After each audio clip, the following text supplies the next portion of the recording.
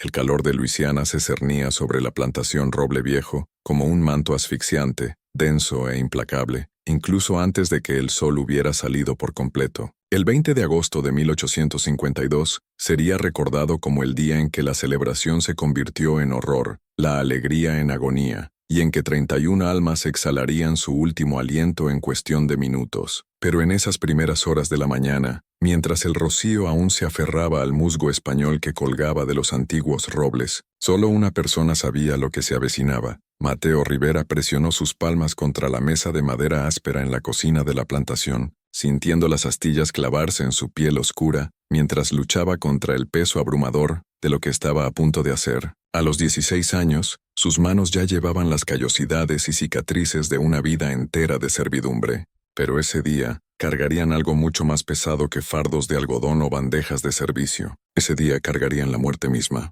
La cocina ya era un horno de actividad. A pesar de que la hora apenas pasaba del amanecer, el vapor se elevaba de enormes ollas de hierro, y el aire temblaba con el calor del gran hogar de piedra que dominaba una pared entera.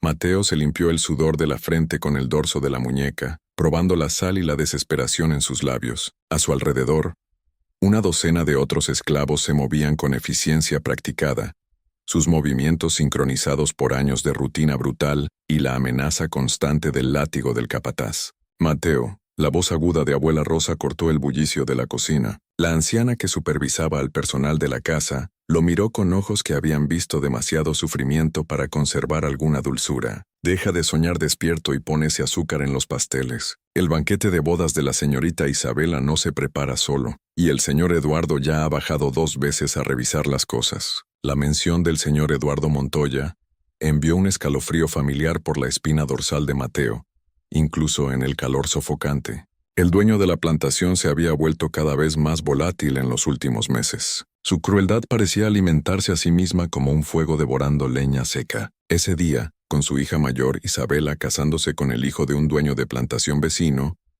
las expectativas de Montoya por la perfección rayaban en lo asesino. Mateo asintió en silencio y alcanzó el pesado saco de azúcar refinado importado a gran costo desde Nueva Orleans. Mientras lo levantaba sobre la mesa de preparación, su mente vagó hacia el pequeño saquito de cuero escondido bajo su delgado colchón en los cuartos de los esclavos. Un saquito que contenía suficiente extracto de adelfa para envenenar a un pequeño ejército. Su madre, antes de su muerte 3 años atrás, le había enseñado las propiedades curativas de varias plantas. Nunca podría haber imaginado que él usaría ese conocimiento para tal propósito. La ironía no se le escapaba. Estaba ayudando a preparar lo que sería la última comida de sus propias víctimas. Cada doblez de masa, cada pizca de especia, cada medición cuidadosa lo acercaba más a un acto que condenaría su alma y acabaría con su vida. Sin embargo, mientras trabajaba, los recuerdos inundaron su mente. Recuerdos que endurecían su resolución como acero templado en el fuego.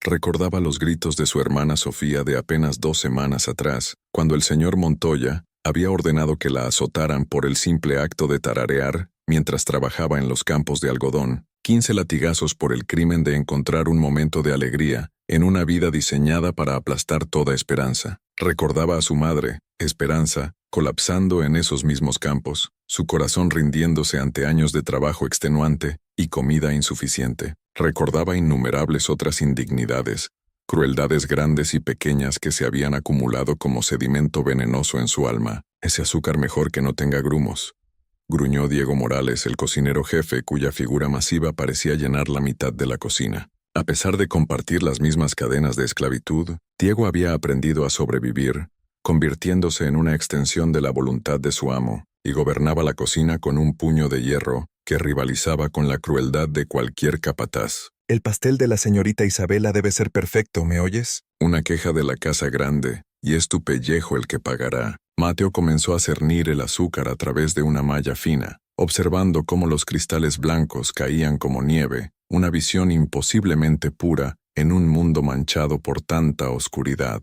A través de las ventanas abiertas de la cocina, podía oír los sonidos de los preparativos resonando por los terrenos de la plantación. Los esclavos de campo decoraban el gran césped con flores y cintas, sus movimientos cuidadosos y deliberados, bajo los ojos vigilantes de capataces armados. El contraste era abrumador, personas encadenadas creando belleza para la celebración de sus opresores. La señorita Isabela Montoya se casaría con Carlos Herrera, el heredero de la vecina plantación Río Piedra. Era una unión que consolidaría dos de los imperios de algodón más rentables de la región, construidos enteramente sobre las espaldas rotas de familias esclavizadas como la de Mateo. La novia tenía 22 años, hermosa de esa manera que el dinero y el privilegio podían hacer a una persona hermosa, con piel que nunca había conocido un día de labor bajo el sol implacable de Luisiana. Mientras Mateo trabajaba, la vislumbraba a través de la ventana, flotando por los terrenos en un vestido blanco fluido que costaba más de lo que la mayoría de los esclavos verían en toda su vida. Ella rió ante algo que dijo su doncella, un sonido musical que parecía burlarse del sufrimiento que la rodeaba. La doncella, una niña llamada Lila que no podía tener más de 14 años, tropezó ligeramente bajo el peso del tren de Isabela, ganándose una reprimenda aguda que se oyó claramente a través del aire húmedo. «Cuidado, torpe. Este vestido vale más que toda tu familia». La crueldad casual en esas palabras golpeó a Mateo como un golpe físico. Toda la familia de Lila, padres, hermanos, primos, todos propiedades para ser compradas, vendidas o descartadas a capricho. La matemática de su existencia reducida a dólares y centavos, su humanidad borrada por la simple designación de propiedad en libros de contabilidad encuadernados en cuero. El sol de la mañana subió más alto, transformando la cocina en un horno aún más infernal. El sudor goteaba constantemente ahora, mezclándose con harina y azúcar mientras Mateo moldeaba las capas finales de lo que se convertiría en el pastel de bodas de la señorita Isabela. La confección sería una obra maestra. 5 niveles de bizcocho delicado, intercalados con crema de mantequilla francesa importada y decorados con flores de azúcar que habían tomado 3 días en elaborarse. Serviría como el centro de la recepción, el punto focal alrededor del cual giraría la celebración y sería el vehículo para 31 muertes. Las manos de Mateo temblaron ligeramente mientras alisaba la capa final de glaseado. La superficie blanca tan prístina y engañosa como nieve fresca sobre una tumba oculta. En unas pocas horas, cuando el sol alcanzara su punto máximo y la temperatura se volviera verdaderamente insoportable, agregaría el toque final, una decoración de su propia invención que transformaría este símbolo de alegría en un instrumento de venganza. A su alrededor, los otros trabajadores de la cocina continuaban sus preparativos frenéticos, sin saber que laboraban al lado de un ángel de la muerte. Elena Vargas, una mujer de mediana edad cuyos hijos habían sido vendidos años atrás, amasaba la masa para los panecillos con precisión mecánica, sus ojos vacíos de todo excepto la voluntad básica de sobrevivir otro día. El joven Pablo Ruiz, apenas de 14 años, luchaba bajo el peso de un jamón masivo que alimentaría a los invitados blancos, mientras los esclavos recibían solo sobras y huesos. La jerarquía del sufrimiento estaba claramente definida incluso aquí. Aquellos que trabajaban en la casa grande, como Mateo, eran considerados afortunados en comparación con los trabajadores de campo que laboraban bajo el sol brutal de Luisiana desde el amanecer hasta el anochecer. Pero Mateo había llegado a entender que grados de opresión seguían siendo opresión. Una cadena ligeramente más larga seguía siendo una cadena, y el collar de terciopelo de los esclavos de casa asfixiaba con la misma certeza que los grilletes de hierro de los de campo. A través de la puerta trasera de la cocina, podía ver los cuartos de los esclavos donde su gente vivía en condiciones que avergonzarían al ganado de un granjero decente. Cabañas de madera cruda con pisos de tierra y techos con goteras albergaban familias enteras en habitaciones individuales. Los niños vestían harapos que apenas calificaban como ropa, sus vientres distendidos testigos de la desnutrición crónica. A pesar de vivir en una plantación que producía abundancia para las mesas blancas, su hermana Sofía emergió de una de esas chozas, moviéndose con cuidado debido a las heridas en su espalda que aún sanaban. A los 13 años tenía la naturaleza gentil de su madre y el orgullo terco de su padre, una combinación peligrosa en un mundo que demandaba sumisión absoluta. La vista de sus movimientos cautelosos, la forma en que se sostenía para minimizar el dolor, envió una nueva oleada de rabia a través de las venas de Mateo como fuego líquido. Sofía lo vio a través de la ventana y le ofreció un pequeño saludo con la mano. su sonrisa valiente a pesar de todo lo que había sufrido. Esa sonrisa casi rompió su resolución. ¿Cómo podría llevar a cabo su plan sabiendo que probablemente significaría su muerte y dejaría a Sofía completamente sola? Pero entonces recordó las palabras del señor Montoya de 2 semanas atrás, pronunciadas con malicia casual mientras ordenaba el castigo de Sofía. Esa niña necesita aprender su lugar antes de que se vuelva demasiado problemática para mantenerla. La amenaza era clara. El espíritu inquebrantable de Sofía, a pesar de años de esclavitud, la marcaba como peligrosa a los ojos de Montoya. ¿Cuánto tiempo pasaría antes de que su naturaleza problemática le ganara un destino peor que un azote? ¿Cuánto antes de que se uniera a los innumerables otros que simplemente habían desaparecido, vendidos a amos aún más crueles o peor? La puerta de la cocina se abrió de golpe con un estruendo que hizo que todos se congelaran. El señor Montoya en persona entró a grandes zancadas, su rostro pálido, enrojecido por el calor y la irritación. A los 45 años, Eduardo Montoya era un hombre cuya prosperidad había alimentado sus peores impulsos, hasta que la crueldad se volvió tan natural para él como respirar. Sus ojos azules fríos barrieron la cocina como un general inspeccionando un campo de batalla, buscando cualquier excusa para ejercer el poder absoluto que tenía sobre cada alma presente. ¿Dónde estamos con los preparativos? Su voz llevaba ese filo particular que significaba que alguien sufriría antes de que terminara el día. Mis invitados empezarán a llegar en horas y todo debe ser perfecto. Perfecto. ¿Entienden? Abuela Rosa dio un paso adelante, su figura envejecida logrando transmitir tanto respeto como dignidad a pesar de su esclavitud. Sí, señor Montoya, el banquete va bien. Los pasteles están casi terminados. La carne se asa correctamente. Y casi terminado no es terminado. Montoya espetó, su mano moviéndose instintivamente hacia el látigo de montar que colgaba de su cinturón. El día de bodas de Isabela será impecable. O sabré el por qué. Cada uno de ustedes es personalmente responsable de su parte en estos preparativos. Cualquier fracaso será atendido en consecuencia. La amenaza flotó en el aire como humo de los fuegos de la cocina. Mateo mantuvo los ojos bajos enfocándose en el pastel frente a él, mientras su corazón latía con fuerza contra sus costillas. Si Montoya descubriera lo que planeaba, la muerte sería una misericordia comparada con el castigo que enfrentaría. Pero ese conocimiento ya no tenía poder para detenerlo. Había pasado más allá del miedo a un reino de propósito frío y calculador. La atención de Montoya cayó directamente sobre Mateo, esos ojos crueles examinándolo como a un espécimen. Eres el chico de Esperanza, ¿verdad? El que cuya hermana requirió corrección recientemente. Sí, señor. Mateo logró decir, su voz firme a pesar de la furia acumulándose en su pecho. Tu madre era una buena trabajadora antes de debilitarse y morir. Asegúrate de no seguir su ejemplo de decepcionarme. Montoya se acercó más, lo suficiente para que Mateo pudiera oler el bourbon en su aliento a pesar de la hora temprana. Y asegúrate de que tu hermana aprenda la humildad adecuada. No toleraré desafío en mi propiedad sin importar la edad. La referencia casual a su familia como propiedad cristalizó algo final en la mente de Mateo. Cualquier duda que hubiera permanecido se evaporó como niebla matutina bajo el sol de Luisiana. Estas personas, Montoya, sus invitados, todos los que participaban y celebraban este sistema de esclavitud humana, habían perdido cualquier derecho a misericordia o consideración. Entiendo, señor Montoya, replicó Mateo, y por primera vez en meses lo decía en serio por completo. Lo entendía, quizás con más claridad que nunca. Montoya lo estudió un momento más, luego volvió su atención al resto de la cocina. Encontró fallas en todo, el sazonado del jamón, el arreglo de las verduras, el pulido de las piezas de plata para servir. Cada crítica se entregaba con veneno creciente, y Mateo observó cómo el hombre que lo poseía revelaba las profundidades de su tiranía mezquina. Después de lo que pareció horas, pero probablemente fueron solo minutos, Montoya finalmente se fue para aterrorizar algún otro rincón de su dominio.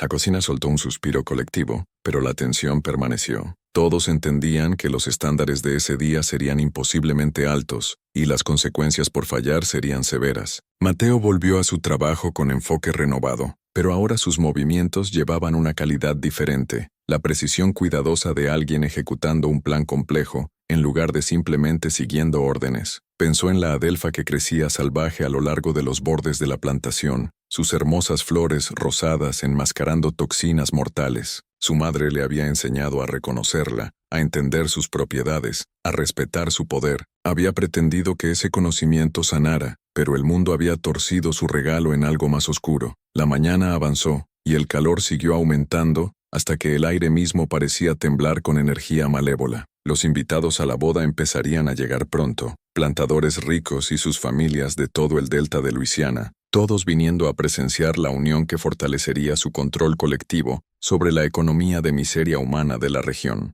Llegarían en elegantes carruajes, las mujeres en vestidos elaborados que costaban más de lo que la mayoría de la gente vería en un año. Los hombres en trajes finos a pesar del calor sofocante, hablarían de negocios y política, de precios del algodón y rendimientos de cosechas, del clima y chismes sociales. Brindarían por los novios, celebrarían la fusión de dos grandes fortunas, y se banquetearían con comida preparada por las mismas personas cuya labor había construido su riqueza. Y antes de que terminara el día, 31 de ellos estarían muertos. Mateo se limpió el sudor de los ojos y examinó su trabajo. El pastel de boda se erguía ante él como un monumento a la hipocresía, hermoso, costoso, perfecto en cada detalle visible y a punto de convertirse en el instrumento de su venganza. Pronto, muy pronto, agregaría su ingrediente especial y la celebración comenzaría en serio. En la distancia, podía oír el sonido de carruajes llegando, la risa de invitados bien vestidos, el parloteo musical de personas cuya mayor preocupación era si el clima aguantaría para las festividades al aire libre. No tenían idea de que una de sus propiedades había pasado de la desesperación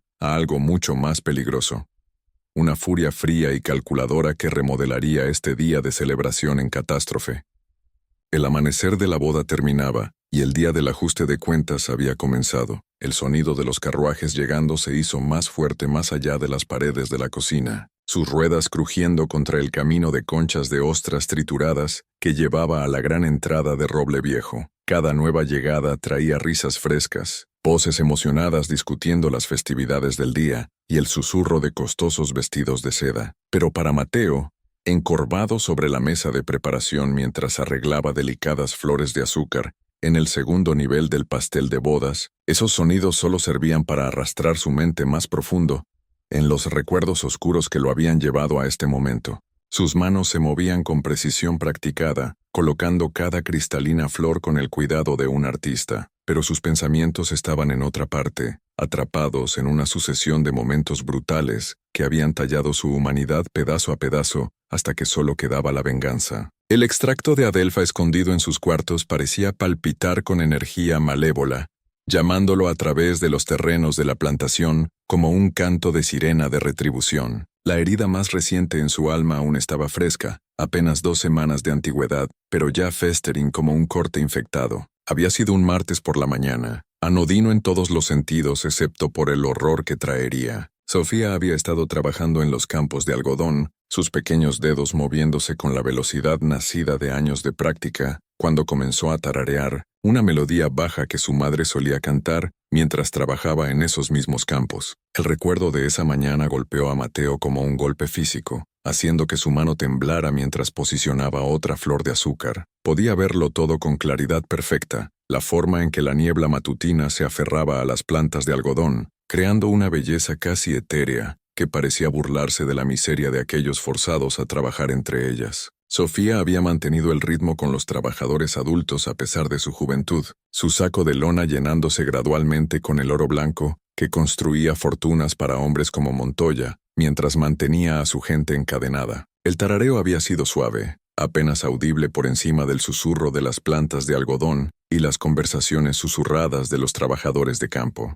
Pero Jerónimo Valdés, el capataz cuya crueldad era legendaria incluso para estándares de plantación, lo había oído. Mateo recordaba haber observado desde la ventana de la cocina cómo Valdés se acercaba a su hermana, su rostro pálido y cicatrizado torcido con la malicia particular que reservaba para momentos en que podía ejercer poder absoluto sobre otro ser humano. ¿Qué es ese ruido que viene de ti, niña? La voz de Valdés se había oído claramente a través del campo, haciendo que otros trabajadores alzaran la vista alarmados. Todos sabían lo que significaba ese tono. Alguien estaba a punto de sufrir. Sofía había dejado de tararear inmediatamente, su joven rostro mostrando confusión en lugar de miedo. A los 13 años aún poseía algo de la inocencia, que la vida en la plantación usualmente aplastaba en pocos años. No estaba haciendo ruido, señor, solo trabajando. ¡No me mientas! Valdés había rugido, su mano ya moviéndose hacia el látigo enrollado en su cinturón. Te oí cantando, y cantar significa que no estás trabajando lo suficientemente duro. Significa que tienes energía para desperdiciar en tonterías en lugar de ponerla donde pertenece. Mateo había dejado caer el pan que estaba amasando, y presionado su rostro contra la ventana, su corazón latiendo mientras observaba la escena desarrollarse. Otros esclavos en el campo habían comenzado a retroceder, sus instintos de supervivencia advirtiéndoles que se distanciaran de lo que estaba a punto de suceder. Pero Sofía, bendecida y maldita con el orgullo terco de su padre, se había mantenido firme. Estaba trabajando, señor. Mi saco está tan lleno como el de cualquiera. No estaba haciendo nada malo por tararear una pequeña canción. Las palabras habían flotado en el aire matutino como una sentencia de muerte. Mateo había visto el rostro de Valdés transformarse de ira en algo mucho más peligroso, una furia fría y calculadora que prometía sufrimiento más allá de lo imaginable. En ese momento, Mateo había sabido que su hermana estaba a punto de pagar un precio terrible por el simple acto de encontrar un momento de alegría en su labor forzada. «Quítate esa camisa», Valdés había ordenado, su voz bajando a un tono conversacional que era de alguna manera más terrorífico que sus gritos anteriores. Aquí mismo, frente a todos. Que todos vean lo que les pasa a los esclavos que piensan que pueden darse el lujo de cantar y divertirse. La humillación había sido deliberada y completa. Sofía había sido forzada a quitarse su camisa de algodón raída, exponiendo sus hombros delgados y espalda a la creciente multitud de trabajadores de campo que no tenían opción más que observar. Sus brazos se habían cruzado sobre su pecho, tratando de preservar algún jirón de dignidad, pero Valdés había agarrado sus muñecas y forzado sus brazos a los lados. 15 latigazos, había anunciado tan casualmente como si discutiera el clima. Y quiero que todos los cuenten en voz alta, que esto sea una lección para todos ustedes sobre mantener la boca cerrada y la mente en el trabajo. Mateo había presionado sus manos contra el vidrio de la ventana tan fuerte que sus nudillos se habían vuelto blancos, observando en rabia impotente mientras Valdés alzaba su látigo. El cuero había silbado a través del aire húmedo antes de golpear la espalda de Sofía, con un sonido como trueno, abriendo su piel y sacando un grito que había resonado por los terrenos de la plantación. 1. Los trabajadores de campo reunidos habían sido forzados a gritar, sus voces huecas con trauma compartido y cumplimiento forzado. El látigo había caído una y otra vez, cada golpe abriendo nuevas heridas, cada conteo forzado de gargantas reacias. Al quinto latigazo, Sofía había colapsado de rodillas, la sangre corriendo por su espalda y empapando el rico suelo de Luisiana que había absorbido tanto sufrimiento a lo largo de las décadas. Al décimo, sus gritos habían dado paso a sollozos rotos que hablaban de algo esencial siendo destruido en su joven espíritu. Mateo había intentado correr hacia ella entonces, sus instintos protectores superando su sentido de autopreservación, pero Diego lo había agarrado por los hombros y retenido con fuerza de hierro. Si sales ahora solo lo harás peor para ella. El cocinero había susurrado con dureza. Valdés usará cualquier excusa para hacer este castigo aún más brutal. ¿Quieres ayudar a tu hermana? Quédate aquí y mantén la boca cerrada. Así que Mateo había observado, impotente y ardiendo de furia mientras el látigo continuaba su trabajo brutal. Cada golpe había tallado otra línea de rabia en su alma, construyendo hacia este momento en que finalmente tendría el poder de contraatacar. El sonido del sufrimiento de Sofía se había unido al coro de agonías que perseguían sus sueños, los últimos jadeos de su madre, los gritos de su padre cuando fue vendido, las innumerables crueldades diarias que definían la vida bajo el gobierno de Montoya. Cuando el 15º latigazo finalmente cayó, Sofía estaba inconsciente, su pequeño cuerpo roto y sangrando en la tierra. Los otros trabajadores de campo habían sido ordenados a llevarla a los cuartos de esclavos, donde se recuperaría o moriría, dependiendo de la fuerza de su constitución y la misericordia de un Dios que parecía haberlos abandonado a todos. Que esto sea una lección para todos ustedes, Valdés había gritado a los trabajadores reunidos mientras volvían a sus labores. No quiero oír ni un susurro de ninguno de ustedes por el resto del día. Mantengan sus mentes en el trabajo y sus bocas cerradas, o se unirán a ella en la tierra. El recuerdo de ese día aún ardía en el pecho de Mateo como ácido, alimentando la determinación fría que pronto transformaría esta celebración de bodas en una casa de carnicería. Había atendido las heridas de Sofía lo mejor que pudo, usando el conocimiento curativo que su madre le había pasado, pero el daño iba mucho más profundo que la carne rasgada. Su hermana no había tarareado desde ese día, apenas hablaba excepto cuando se le dirigía directamente, y se movía por sus labores diarias como un fantasma, acechando su propia vida. Pero el castigo de Sofía era solo el más reciente, en un largo catálogo de horrores que habían moldeado a Mateo en el instrumento de venganza que se había convertido. Mientras continuaba su trabajo en el pastel de bodas, agregando capa sobre capa de glaseado blanco prístino, su mente vagó más atrás hacia el evento que verdaderamente lo había puesto en este camino, la muerte de su madre, Esperanza Rivera. Esperanza había sido todo lo que su nombre sugería. Una mujer de resistencia infinita que de alguna manera había mantenido su dignidad y compasión a pesar de décadas de esclavitud. Había nacido en esclavitud en una plantación más pequeña en Alabama, vendida al padre de Montoya como parte de un lote que incluía a sus padres y hermanos. La familia había sido separada en un año, dispersada por diferentes plantaciones en el sur, pero Esperanza había sobrevivido y eventualmente encontrado amor con Marcos, un trabajador de campo cuya fuerza y gentileza coexistían de alguna manera a pesar de las condiciones brutales de su existencia. Mateo y Sofía habían nacido en esclavitud, pero sus primeros años habían sido bendecidos por el amor feroz de su madre y su determinación de preservar algo de humanidad dentro del sistema deshumanizante que los poseía. Esperanza les había enseñado a leer en secreto, usando una Biblia raída que había escondido por años. Compartía historias de su herencia africana pasadas a través de generaciones de ancestros esclavizados que se habían negado a dejar morir su cultura completamente. Lo más importante, les había enseñado sobre hierbas y curación,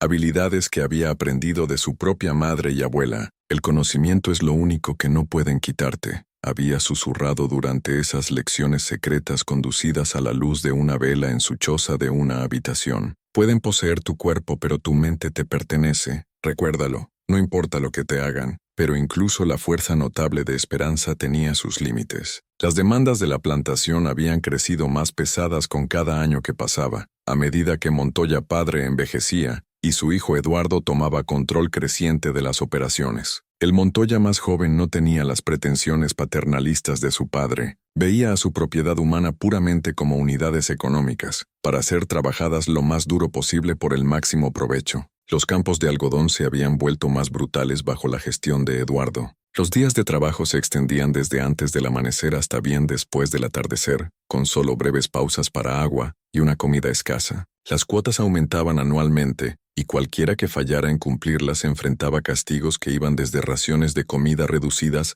hasta azotes brutales. Los ancianos y débiles eran vendidos en lugar de permitírseles convertirse en cargas para la rentabilidad de la plantación. Esperanza tenía 42 años cuando su cuerpo finalmente sucumbió a las demandas implacables impuestas sobre él. Mateo recordaba ese día final con claridad cristalina, el 3 de julio de 1849, solo 3 años atrás, pero sintiéndose como toda una vida. La temperatura había alcanzado los 40 grados a media mañana, y la humedad lo hacía sentir aún más caliente. Las plantas de algodón se habían marchitado en el calor, pero el trabajo había continuado porque Eduardo Montoya había decidido que los rendimientos más altos de un competidor significaban que sus esclavos no estaban trabajando lo suficientemente duro. Esperanza había estado luchando esa mañana, moviéndose más lento de lo usual, su respiración laboriosa y su piel oscura grisácea por el agotamiento, pero había seguido trabajando porque parar significaba castigo, y el castigo para ella probablemente se extendería a sus hijos también. Mateo había observado desde la cocina mientras su madre se inclinaba para recoger algodón bajo el sol implacable, cada movimiento pareciendo costarle más energía de la que podía permitirse. El colapso había venido de repente. Un momento Esperanza estaba alcanzando otra flor de algodón, y al siguiente caía hacia adelante en las plantas, su cuerpo convulsionando mientras su corazón sobrecargado finalmente se rendía. Otros trabajadores de campo habían corrido a ayudarla, levantándola de las plantas y llevándola a cualquier sombra que pudieran encontrar, pero ya era demasiado tarde. Mateo había corrido desde la cocina sin permiso, ignorando los gritos de Diego y el castigo cierto que seguiría. Había alcanzado a su madre justo cuando tomaba sus últimos alientos, sus ojos encontrando su rostro con esfuerzo obvio. «Cuida de Sofía», había susurrado, su voz apenas audible. «No dejes que le rompan el espíritu». Esas habían sido sus últimas palabras. Esperanza Rivera había muerto en la tierra de un campo de algodón, su cuerpo roto por años de labor forzada, su aliento final tomado bajo el sol ardiente de Luisiana que la había atormentado por décadas. Había sido enterrada esa noche en el cementerio de esclavos de la plantación, su tumba marcada solo por una cruz de madera tosca sin nombre. Eduardo Montoya no había mostrado preocupación por su muerte, más allá de la inconveniencia económica que representaba. Al día siguiente, había comenzado a indagar sobre comprar un reemplazo. Una mujer más joven y fuerte que pudiera proporcionar más años de labor rentable. La vida de Esperanza había sido reducida a números en un libro de contabilidad, su muerte nada más que una depreciación de activos. Esa noche, solo en la choza que ahora compartía solo con Sofía, Mateo había hecho una promesa a la memoria de su madre. Algún día, de alguna manera, haría pagar a Montoya por lo que le había hecho a su familia. La promesa había parecido imposible entonces. ¿Qué podía hacer un chico esclavizado contra el poder y privilegio que lo rodeaba? Pero el tiempo había proporcionado oportunidad, y la oportunidad se había cristalizado en el plan que alcanzaría su culminación en solo unas horas. La puerta de la cocina se abrió de nuevo, interrumpiendo su oscura ensoñación, y la misma señorita Isabela entró con su característico flair dramático. A los 22 años era considerada la bella del condado, con cabello dorado que nunca había conocido el toque del duro sol de la plantación, y ojos azules que brillaban con la confianza de alguien que nunca había dudado su lugar en el mundo. Su vestido de bodas era una obra maestra de seda francesa y encaje belga, costando más de lo que la mayoría de la gente vería en una década. Simplemente debo ver el pastel, declaró, su voz llevando la calidad musical de alguien entrenado desde nacimiento para encantar y deleitar. Todo el mundo habla de lo magnífico que será, y no podía esperar otro momento. Detrás de ella seguía su doncella personal, Lila Flores, una niña de quizás 14 años, cuya herencia mixta la marcaba como la probable hija de alguna indiscreción de un amo anterior.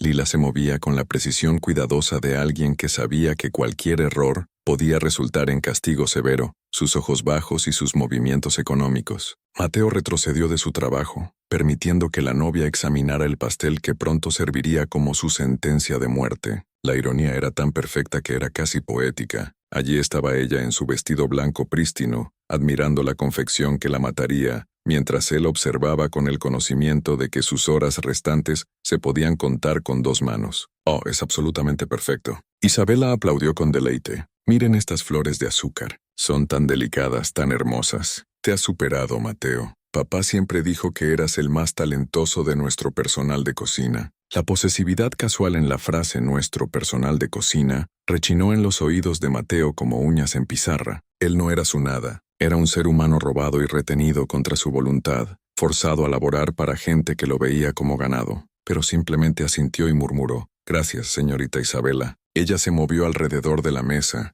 examinando cada detalle del pastel con el ojo crítico de alguien acostumbrado a la perfección en todas las cosas. Los invitados quedarán impresionados. La señora Herrera de Río Piedra ha estado presumiendo de su cocinero por meses, pero esto mostrará a todos que Roble Viejo establece el estándar para la elegancia y el refinamiento. Mateo observó su rostro, estudiando las facciones que pronto se contorsionarían con agonía, mientras la adelfa trabajaba en su sistema. Había algo casi infantil en su entusiasmo, una inocencia que parecía en desacuerdo con su participación en el sistema que había destruido a su familia, pero había aprendido hace mucho que la inocencia era un lujo que su gente no podía permitirse, y la ignorancia no era excusa para la complicidad en el mal. Lila, asegúrate de decirle a todos sobre este pastel. Isabela instruyó a su doncella. Quiero que todas las damas vean lo que es verdadera maestría, y recuerden que todo lo que disfrutan hoy fue creado por nuestra gente, entrenada y cuidada aquí en Roble Viejo.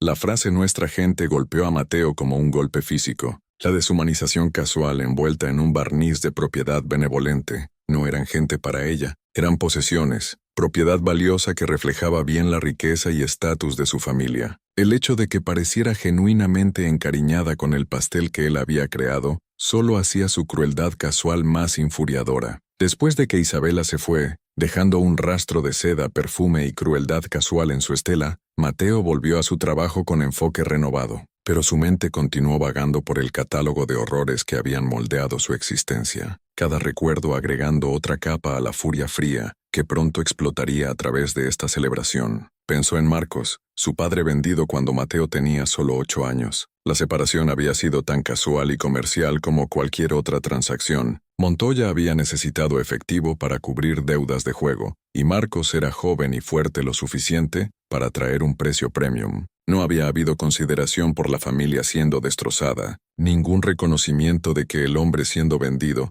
tenía hijos que lo amaban y necesitaban. Marcos había luchado contra la venta con todos los medios legales disponibles para él, que eran ninguno en absoluto. Los esclavos no tenían estatus legal, ningún derecho a contestar su tratamiento, ningún recurso cuando sus familias eran destruidas por provecho. La mañana en que fue llevado, encadenado a un grupo de otros esclavos marchando a Nueva Orleans para subasta, había logrado susurrar unas palabras finales a su hijo. «Recuerda quién eres», Marcos había dicho, su voz gruesa con emoción y el peso de la separación permanente. «Recuerda que eres más de lo que dicen que eres. Algún día, hijo, algún día las cosas serán diferentes». Pero algún día había tardado demasiado en llegar, y Mateo se había cansado de esperar por un cambio que parecía tan distante como las estrellas. La fe de su padre en la justicia eventual había muerto con su madre en ese campo de algodón, reemplazada por un hambre más fría e inmediata por retribución. Los recuerdos seguían viniendo, un desfile interminable de crueldades grandes y pequeñas, que se habían acumulado a lo largo de los años como veneno en sus venas. Recordaba al viejo Samuel, un hombre gentil que le había enseñado a tallar madera, siendo golpeado hasta la muerte por el crimen de enseñar a leer a niños esclavizados. Recordaba a Sara, una joven mujer que había intentado escapar para encontrar a sus hijos vendidos a otra plantación, traída de vuelta después de 3 días, y azotada hasta que su espalda era carne cruda. Recordaba innumerables humillaciones diarias, la comida inadecuada, la ropa raída, los recordatorios constantes de que eran propiedad primero y seres humanos para nada. Cada recuerdo alimentaba el fuego frío ardiendo en su pecho, el cálculo cuidadoso que había reemplazado el duelo y la desesperación de sus años anteriores. Donde una vez había llorado por las injusticias que presenciaba, ahora simplemente las catalogaba, agregando cada nueva crueldad a la cuenta que pronto vencería. La cocina continuaba sus preparativos frenéticos a su alrededor, pero Mateo se sentía extrañamente desconectado de la actividad, como si la observara desde una gran distancia. Ya no era verdaderamente parte de este mundo de servidumbre forzada y brutalidad casual.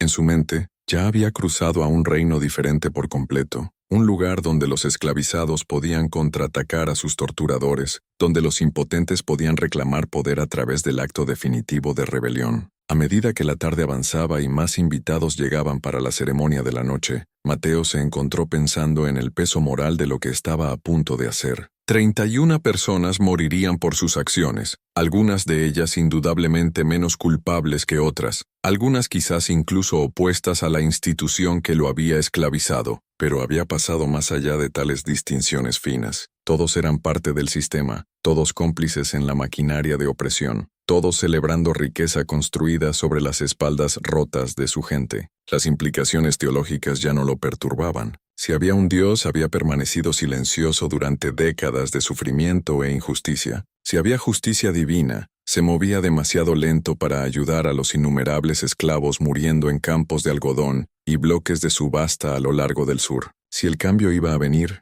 vendría a través de acción humana, a través del tipo de terrible ajuste de cuentas que estaba a punto de desatar. Para la noche, cuando la ceremonia comenzara y los invitados se reunieran para presenciar la unión de 2 grandes fortunas construidas sobre miseria humana, Mateo estaría listo. El pastel se erguía ante él como un altar, prístino y perfecto y mortal. Pronto, muy pronto, agregaría su ingrediente final y la celebración comenzaría en serio. El recuerdo de las últimas palabras de su madre resonaba en su mente. No dejes que le rompan el espíritu. Había fallado en esa promesa. El espíritu de Sofía había sido roto por el látigo de Valdés solo 2 semanas atrás, pero esa noche honraría la memoria de su madre de una manera diferente. Esa noche los espíritus de los oprimidos tendrían su venganza, y 31 almas pagarían el precio por siglos de crueldad. El día del ajuste de cuentas se acercaba, y Mateo Rivera estaba listo para servir justicia junto al banquete de bodas. El sol de la tarde alcanzó su pico implacable, transformando la cocina de la plantación en un horno que parecía reflejar el infierno que Mateo estaba a punto de desatar sobre Roble Viejo.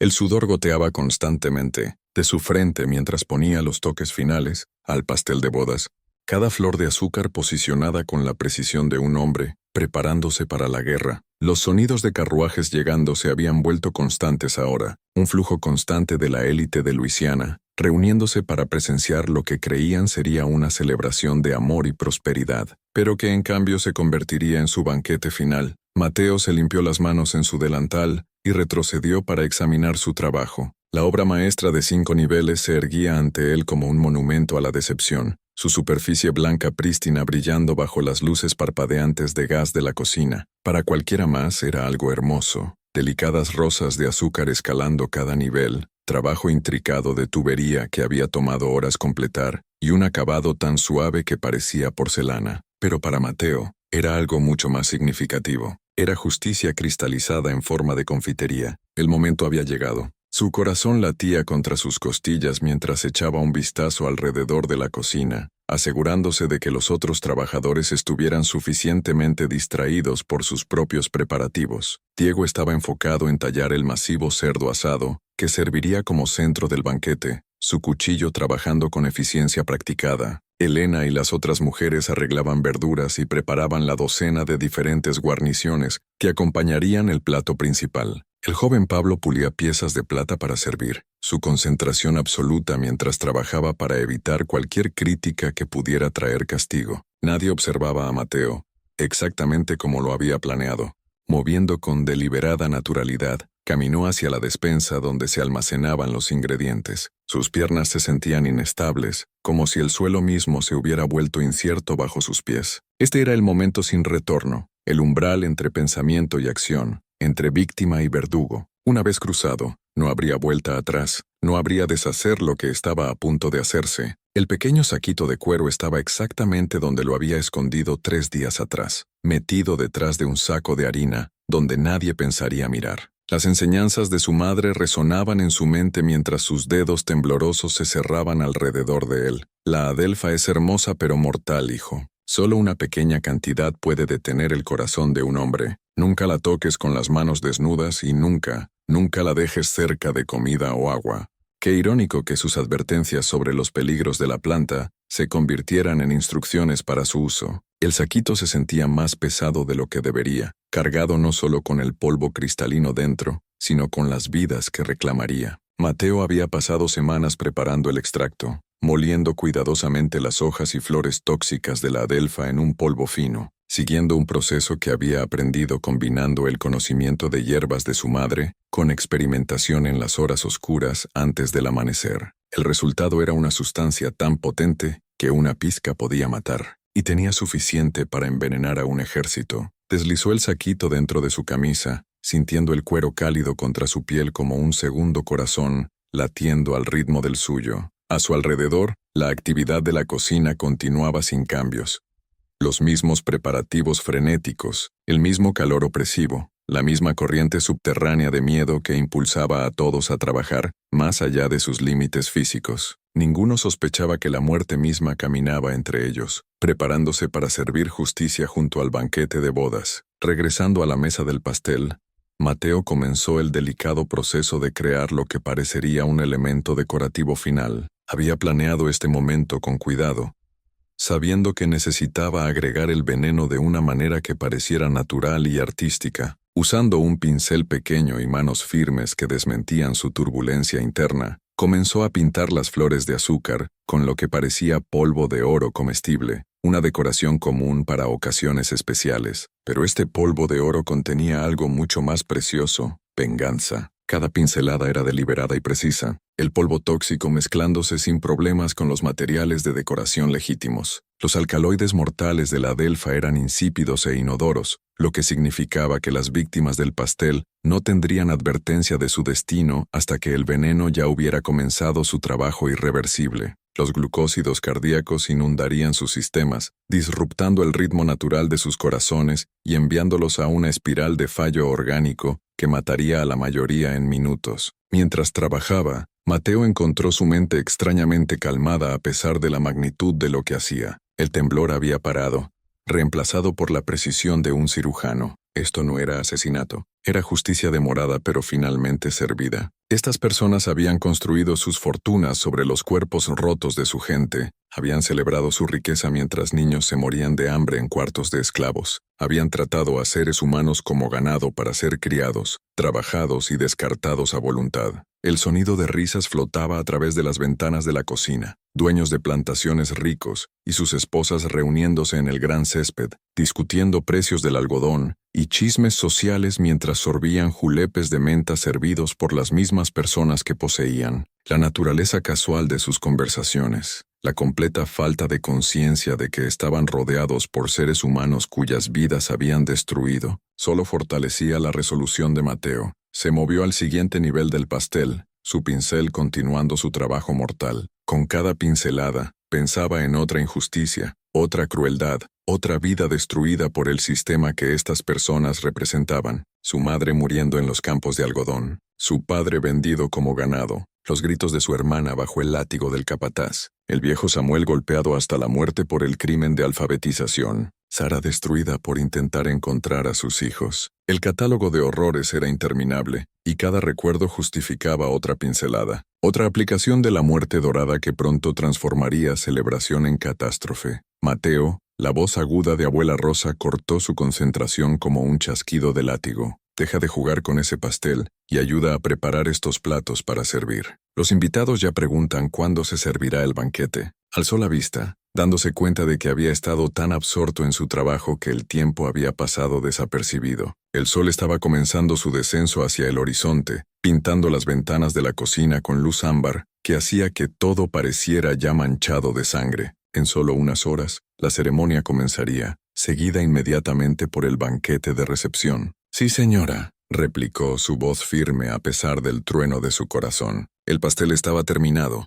La muerte ahora decoraba cada nivel, esperando ser consumida por gente que nunca había imaginado que sus víctimas pudieran algún día contraatacar. Pero el pastel solo no sería suficiente. Mateo había aprendido que algunos invitados podrían no probar el postre, particularmente los hombres, que a menudo preferían cigarros y bourbon después de una comida pesada. Necesitaba asegurar que su venganza alcanzara tantos objetivos como posible, lo que significaba contaminar múltiples fuentes de comida. El tazón de ponche lo llamaba desde el otro lado de la cocina, un recipiente masivo de cristal que había sido llenado con una mezcla de champán, jugos de fruta y suficiente alcohol para hacer sentir sus efectos incluso a bebedores experimentados. Serviría como la bebida principal para los brindis de la noche, lo que significaba que virtualmente cada invitado consumiría al menos algo de él. Moviendo con sigilo practicado, Mateo se acercó al tazón de ponche, mientras los otros trabajadores estaban distraídos por sus propias tareas. El caos de la cocina proporcionaba cobertura perfecta mientras sacaba el saquito de cuero una vez más, sus dedos trabajando rápidamente para agregar cantidades medidas del veneno a la bebida festiva.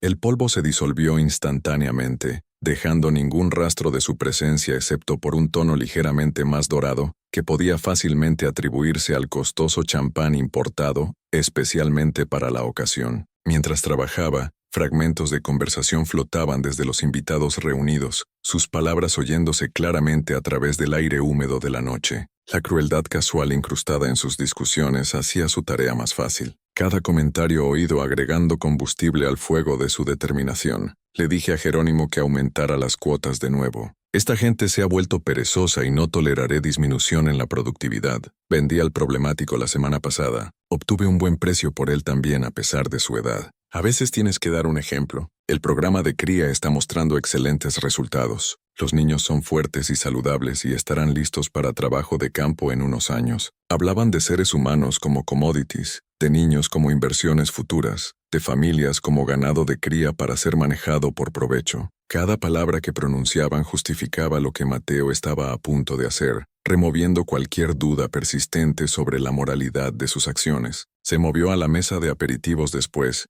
donde delicados bocadillos esperaban ser servidos durante la recepción preceremonia. Ostras del Golfo dispuestas en camas de hielo triturado, canapés elaborados cubiertos con caviar importado, pasteles delicados rellenos de crema y hierbas. Cada uno representaba riqueza extraída de la labor de esclavos, y cada uno ahora serviría como otro vector para su venganza. Trabajando rápidamente pero con cuidado, Mateo agregó cantidades trazas del extracto de adelfa a varios aperitivos, asegurando que el veneno se distribuyera a través de múltiples fuentes de comida. El entrenamiento de su madre le servía bien. Sabía exactamente cuánto usar para efecto máximo, mientras evitaba detección a través del sabor o apariencia. La ironía no se le perdía. Estaba usando habilidades enseñadas con amor e intencionadas para curar para en cambio traer muerte y sufrimiento. Pero el mundo había torcido todo lo hermoso en algo feo. Había tomado el regalo de nutrir de su madre y lo había forzado a transformarlo en un instrumento de destrucción.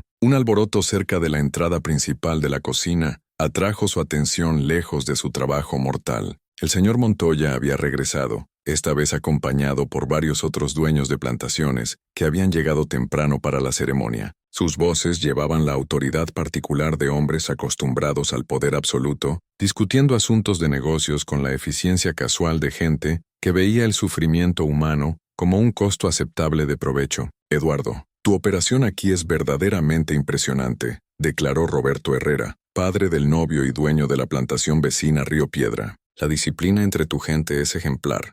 Nunca he visto una cocina más eficientemente dirigida. Montoya se hinchó con el elogio, su pecho inflándose de orgullo. Se trata de establecer expectativas claras y consecuencias consistentes. Esta gente responde bien a una gestión firme. Y saben que el buen trabajo es recompensado, mientras el pobre desempeño trae corrección rápida. Corrección rápida, un eufemismo para la violencia brutal que mantenía a sus trabajadores esclavizados en línea a través del terror y espíritus rotos. Mateo continuó su trabajo, escuchando su conversación mientras agregaba toques finales a sus preparativos para asesinato en masa. El chico allí parece particularmente hábil, observó el coronel Ramón Valdés de la plantación Agua Dulce, asintiendo hacia Mateo. Ese pastel es una verdadera obra de arte. Lo has entrenado bien. Mateo siempre ha sido uno de nuestros más talentosos en el personal de cocina, replicó Montoya, con la posesividad casual de alguien discutiendo un caballo premiado. Su madre era una excelente trabajadora antes de morir, y parece haber heredado sus habilidades junto con un sentido apropiado de su lugar. Las palabras golpearon a Mateo como golpes físicos, pero mantuvo su expresión neutral y sus manos firmes mientras hacía ajustes finales a los arreglos para servir. Hablaban de su madre como si fuera ganado, de sus talentos como si fueran trucos enseñados a un animal performer. La deshumanización casual en sus voces solo confirmaba que estaba haciendo lo correcto. Bueno, espero probar su trabajo, dijo Herrera con una risa. Río Piedra tiene un excelente cocinero, pero este pan se ve verdaderamente excepcional. Todos tendrán mucha oportunidad de disfrutar el banquete. Mateo murmuró lo suficientemente alto para ser oído. Me he asegurado de que haya algo especial para cada invitado. Los hombres rieron ante lo que tomaron por servidumbre ansiosa por complacer, completamente perdiendo el doble sentido mortal en sus palabras. En horas su risa se convertiría en gritos. Su crueldad casual sería pagada con intereses compuestos sobre generaciones de sufrimiento. A medida que la tarde avanzaba, más invitados llegaban en carruajes cada vez más elaborados. La crema de la sociedad de Luisiana se reunía para presenciar la unión que fortalecería su control colectivo sobre la economía de miseria humana de la región. Mateo observaba a través de las ventanas de la cocina mientras se mezclaban en el gran césped.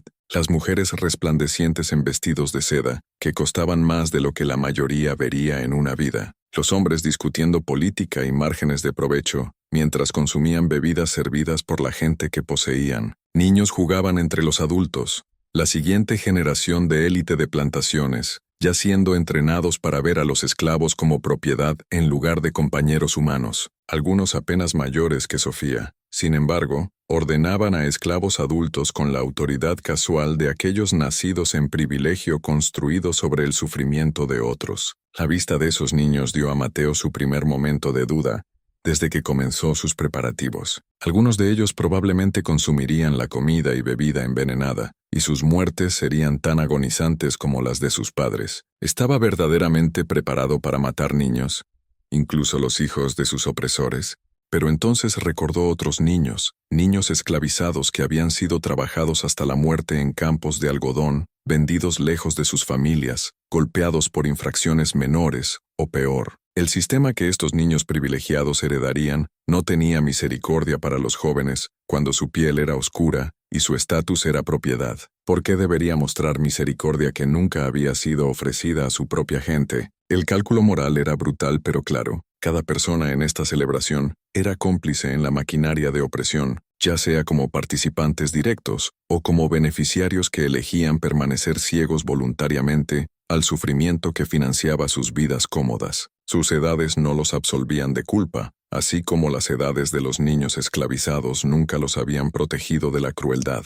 A medida que el sol continuaba su descenso hacia el horizonte, echando sombras más largas a través de los terrenos de la plantación, Mateo completó sus preparativos. La muerte ahora esperaba en múltiples formas a través del banquete, en el elegante pastel de bodas, en el ponche celebratorio, en aperitivos delicados y guarniciones elaboradas. El veneno era insípido e inodoro, lo que significaba que sus víctimas no tendrían advertencia hasta que los glucósidos cardíacos comenzaran su trabajo mortal. La química era simple pero horrorífica. Las toxinas de la adelfa disruptirían las señales eléctricas controlando los corazones de sus víctimas, causando arritmias que rápidamente progresarían a paro cardíaco. Algunos podrían durar más que otros dependiendo de su tamaño, salud y la cantidad consumida, pero la mayoría estaría muerta en minutos de los primeros síntomas apareciendo. Mateo retrocedió y examinó su trabajo una vez final. Para cualquiera más, el banquete parecía perfecto, una exhibición elaborada de maestría culinaria digna de tan importante ocasión social. El pastel se erguía majestuosamente en el centro de la mesa de postres. El ponche brillaba invitador en su tazón de cristal, y docenas de platos cuidadosamente preparados esperaban el placer de los invitados. Pero él sabía mejor.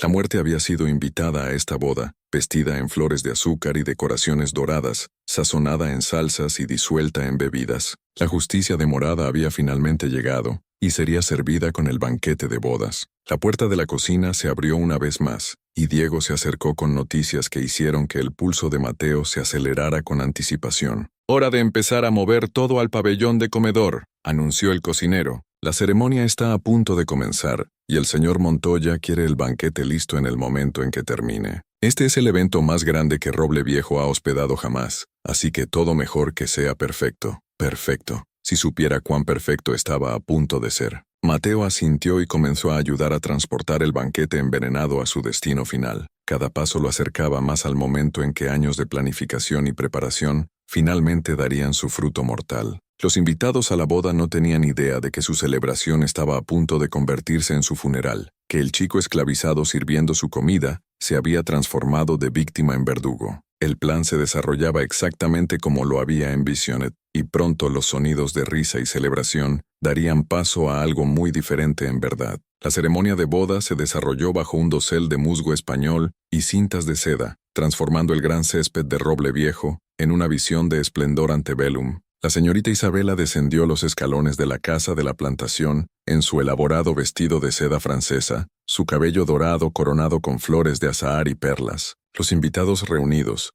las familias de plantaciones más prominentes de Luisiana, se levantaron en unísono, sus rostros brillando con admiración por la novia y satisfacción al presenciar una unión tan prestigiosa. Carlos Herrera esperaba en el altar construido bajo un antiguo roble, su traje oscuro impecable a pesar del calor opresivo. La ceremonia fue conducida por el reverendo Tadeo Blanco, cuyos sermones de fuego y azufre regularmente justificaban la esclavitud como el plan divino de Dios para la jerarquía racial. Su voz retumbó a través de los terrenos mientras hablaba de amor, fidelidad y los lazos sagrados que unirían a dos grandes familias. Detrás de la fachada dorada de la celebración se desarrollaba una escena diferente. Los esclavos se movían como sombras entre los invitados, sirviendo champán y abanicando a damas acaloradas, mientras permanecían invisibles para aquellos a quienes servían. Mateo se movía entre ellos, llevando bandejas de plata con aperitivos con manos que ya no temblaban. Su rostro permanecía cuidadosamente neutral mientras observaba a los novios intercambiar votos, sabiendo que sus promesas de devoción vitalicia durarían meras horas. La ceremonia concluyó con aplausos atronadores mientras los recién casados se besaban bajo el sol poniente. Inmediatamente, la recepción comenzó en serio.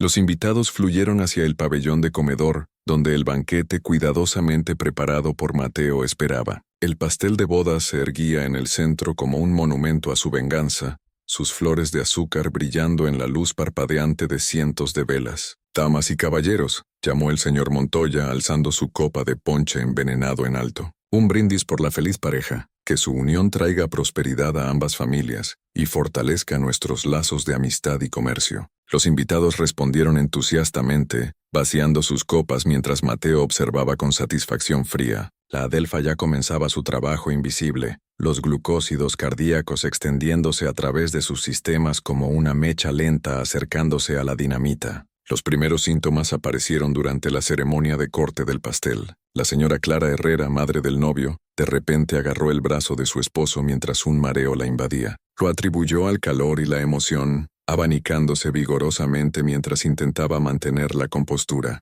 Al otro lado del pabellón, el coronel Valdés sintió su corazón saltar varios latidos, pero lo descartó como demasiado champán con el estómago vacío. Isabela y Carlos hicieron el corte ceremonial primero en el pastel imponente, su cuchillo de plata deslizándose a través de las capas blancas prístinas que ocultaban la muerte misma. La multitud vitoreó mientras se alimentaban mutuamente pequeños bocados, su risa resonando a través de los terrenos incluso, mientras el veneno comenzaba su trabajo mortal dentro de sus cuerpos. En minutos los síntomas escalaron rápidamente. El juez Hernán Morales colapsó durante su brindis, agarrando su pecho mientras la arritmia cardíaca lo enviaba chocando contra la mesa de postres. El grito de su esposa perforó el aire de la noche, pero rápidamente se unió a otros mientras más invitados sucumbían a los efectos implacables de la adelfa. El pánico se extendió como fuego salvaje a través del pabellón. La señora Raquel Flores vomitó violentamente sobre su vestido de seda antes de caer de rodillas, su piel volviéndose un alarmante tono azul. El joven Tomás Montoya, el hijo adolescente del amo, se convulsionó en el suelo mientras su corazón luchaba contra los alcaloides mortales de la planta.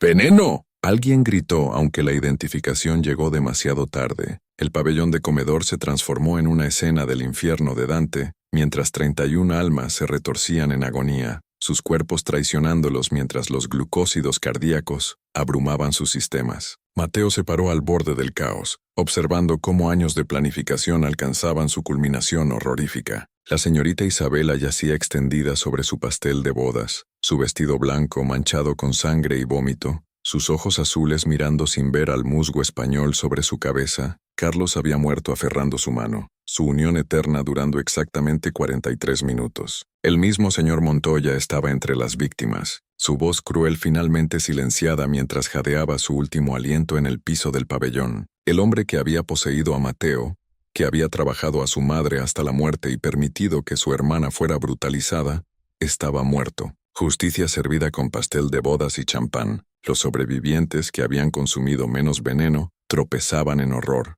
llamando a doctores que no podían deshacer lo que ya se había hecho. Los esclavos observaban desde las sombras, sus rostros cuidadosamente neutrales a pesar del acto revolucionario que acababa de desarrollarse ante sus ojos. A medida que los gritos se desvanecían en silencio y la última víctima tomaba su aliento final, Mateo sintió un extraño vacío donde su rabia había ardido por tanto tiempo. 31 personas yacían muertas alrededor de las ruinas de lo que debería haber sido una celebración, y el chico que les había servido la muerte no sentía ni satisfacción ni arrepentimiento, solo el agotamiento hueco de un alma que se había sacrificado por venganza. El amanecer rompió sobre Roble Viejo como un juicio rojo sangre, iluminando una escena que perseguiría el delta de Luisiana por generaciones. 31 cuerpos yacían esparcidos a través del pabellón de comedor, sus ropas finas ahora sudarios, sus sueños de prosperidad transformados en pesadillas de mortalidad. El pastel de boda se erguía profanado en el centro de la carnicería, su belleza prístina para siempre asociada con el acto de rebelión más impactante en la historia de la región. Los invitados sobrevivientes habían huido en la noche, corriendo a esparcir la palabra de la catástrofe a plantaciones vecinas y autoridades. Para la mañana, milicias armadas convergían en Roble Viejo desde 3 condados, sus rostros sombríos con la comprensión de que lo impensable había ocurrido. Los esclavos habían contraatacado a sus amos con efectividad devastadora. El sheriff Nicolás Cruz llegó con 20 ayudantes y una jauría de sabuesos, su rostro curtido endurecido mientras inspeccionaba la masacre. La investigación, si podía llamarse así, duró menos de 1 hora. En un mundo donde los esclavos eran automáticamente sospechosos de cualquier maldad, la pregunta no era si uno de ellos era responsable, sino cuál pagaría el precio. Mateo no hizo intento de huir o esconderse. Se sentó tranquilamente en la cocina donde todo había comenzado, sus manos dobladas en su regazo, esperando lo inevitable. Cuando los hombres del sheriff irrumpieron por la puerta con pistolas desenfundadas y furia en sus ojos, simplemente asintió y se puso de pie para enfrentar su destino. ¿Eres tú el que hizo esto?, demandó Cruz, su mano descansando en la culata de su arma. Sí, señor, replicó Mateo con dignidad tranquila. Envenené la comida. La admisión envió ondas de choque a través de los agentes de la ley reunidos. Habían esperado negaciones, súplicas de misericordia, el comportamiento acobardado que asociaban con esclavos debidamente entrenados. En cambio, enfrentaban a un chico de 16 años que hablaba de asesinato en masa, con la aceptación calmada de alguien que ya había calculado el costo y lo había encontrado aceptable. ¿Por qué?, preguntó Cruz, genuina perplejidad colándose en su voz. Mateo miró más allá del sheriff hacia los cuartos de esclavos, donde su hermana Sofía observaba desde detrás de una puerta agrietada, su joven rostro grabado con terror por lo que seguramente seguiría. Porque mataron a mi madre, porque rompieron a mi hermana, porque robaron a mi padre, porque 31 vidas parecieron un precio justo por 31 años de esclavitud. La matemática de la venganza había sido precisa, calculada con la lógica fría de alguien que había pasado más allá de la esperanza al reino de retribución absoluta. Pero incluso mientras Mateo hablaba, podía ver la aritmética terrible comenzando de nuevo. Su acto de rebelión no terminaría el ciclo de violencia, solo lo redirigiría hacia los inocentes. En horas la retribución comenzó. El coronel Miguel Herrera, llegando de una plantación vecina con 50 hombres armados, demandó que 10 esclavos fueran ejecutados por cada persona blanca muerta. El magistrado local, buscando restaurar el orden y prevenir más rebelión, acordó una respuesta más moderada: 5 ejecuciones por cada víctima. Mateo observó desde sus cadenas, mientras comenzaban a seleccionar víctimas de entre su gente. El nieto de viejo Samuel, apenas de 12 años, Elena, cuyo único crimen era trabajar en la misma cocina, 3 trabajadores de campo elegidos al azar de los campos de algodón. Su hermana Sofía, marcada para la muerte simplemente porque compartía su sangre. Por favor, se encontró suplicando por primera vez desde su captura: tómame a mí solo. Esta gente no tuvo nada que ver con lo que hice, pero la misericordia era un lujo que las autoridades blancas no podían permitirse. La rebelión, incluso la rebelión de un solo chico desesperado, amenazaba los fundamentos enteros de su sociedad. Tenía que ser enfrentada con fuerza abrumadora, con retribución tan brutal que ningún esclavo se atrevería nunca más a contraatacar. Las ejecuciones se llevaron a cabo públicamente, diseñadas para aterrorizar a la población esclava restante hacia sumisión absoluta. Mateo fue forzado a observar, mientras uno por uno inocentes pagaban el precio por su venganza. Sofía estaba entre los últimos, su joven vida apagada tan casualmente como su espíritu había sido roto solo semanas antes. Esto es lo que trae la rebelión, anunció Cruz a la multitud reunida de esclavos forzados a presenciar las ejecuciones. Muerte y sufrimiento para todos. Recuerden bien esta lección, pero mientras Mateo era finalmente llevado a su propia ejecución, se preguntaba si la lección sería la que Cruz pretendía. En los ojos de los esclavos sobrevivientes, vio no solo terror sino algo más, un destello de reconocimiento de que incluso los impotentes podían contraatacar, que incluso los oprimidos podían reclamar un momento de justicia terrible. Su muerte vino al atardecer, un ahorcamiento conducido con la misma eficiencia casual que cualquier otro aspecto de la vida en la plantación. Mientras la soga se apretaba alrededor de su cuello, el pensamiento final de Mateo fue de las últimas palabras de su madre. No dejes que le rompan el espíritu. Había fallado en salvar a Sofía, pero quizás su ejemplo plantaría semillas en otros corazones, semillas que algún día podrían crecer en una cosecha de liberación. El ciclo de violencia continuaría, pero quizás eventualmente giraría hacia la libertad en lugar de la venganza. Esta trágica historia muestra cómo sistemas de opresión crean sus propios destructores, cómo la crueldad engendra crueldad en un ciclo interminable que daña a todos los que toca. El chico que envenenó el banquete de bodas estaba muerto, pero el veneno de la esclavitud continuaría corrompiendo el alma estadounidense por generaciones por venir, demandando un precio que ultimately eclipsaría incluso la carnicería en Roble Viejo. Y en los años que siguieron, rumores de la rebelión de Mateo se esparcieron por plantaciones a lo largo del sur, inspirando actos secretos de resistencia, herramientas rotas intencionalmente, cosechas sabotajeadas sutilmente, escapes planeados con mayor cuidado. Su legado no terminó con su muerte. En cambio, se convirtió en un susurro de esperanza para los oprimidos, un recordatorio de que la opresión no duraría para siempre, y que un día, La justicia verdadera llegaría no a través de veneno, sino de un movimiento colectivo hacia la libertad que rompería las cadenas para siempre.